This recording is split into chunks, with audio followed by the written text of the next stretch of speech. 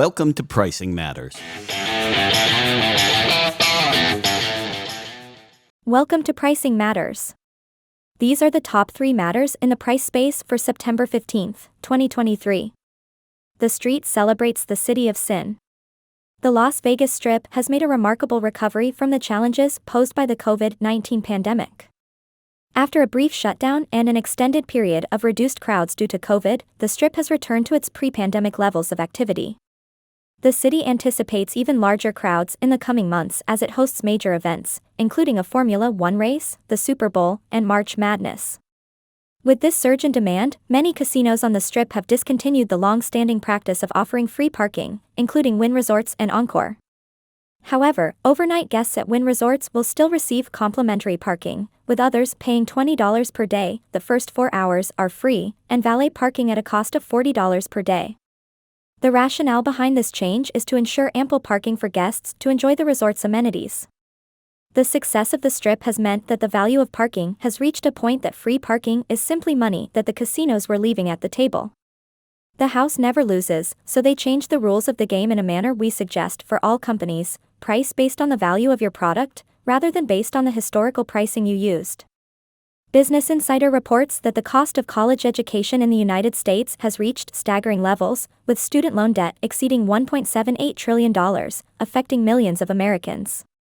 While the idea of forgiving student debt has gained political traction, the article argues it doesn't address the root cause of rising college costs.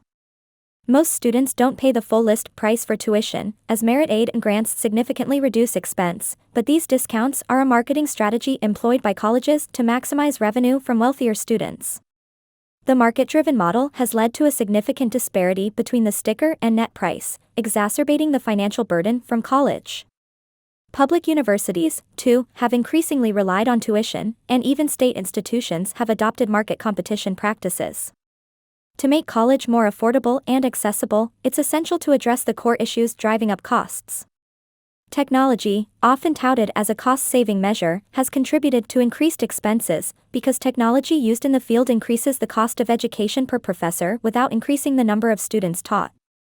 The increase of technology combined with rising labor costs have played a significant role in driving up college costs. Moreover, proposals like online education and tuition freezes have shown limited effectiveness in reducing costs. Making college free for everyone is a potential solution, but it would require significant public funding and could lead to a decline in educational quality. While higher education remains vital for certain fields, reducing the demand for degrees may ultimately make college more affordable for those who choose to pursue it. Finally, Wired focuses on NYC's Airbnb pricing. New York City's Local Law 18, which recently came into effect, imposes strict regulations on short-term rentals, particularly impacting Airbnb. Under these rules, all short-term rental hosts must register with the city, and only those residing in the place they're renting and present during the stay are eligible. Additionally, the law limits the number of guests to 2. While they can still operate, the stringent restrictions essentially amount to a de facto ban on their business. Airbnb attempted to challenge the law but had its lawsuit dismissed. Local governments worldwide are increasingly regulating short-term rentals to address pricing residents out of neighborhoods. These regulations vary from city to city, with some imposing licensing requirements, limitations on rental durations, or outright bans. At Price Space, we believe pricing problems reflect market value. In New York, the law may temporarily alleviate housing shortages and high rents by opening properties to local residents, but it misses the real problem behind NYC's crisis, which is that housing rental supply has not kept up with housing rental demand. According to Bankrate, the U.S. is currently facing a severe housing shortage nationwide that is limiting sellers' ability to sell housing because they are worried about being stuck at higher interest rates if they sell and buyers being limited due to the historically low housing inventory available. As you can tell, this is a self-sustaining cycle. Housing prices being high means homeowners won't sell because they worry they won't be able to find more housing.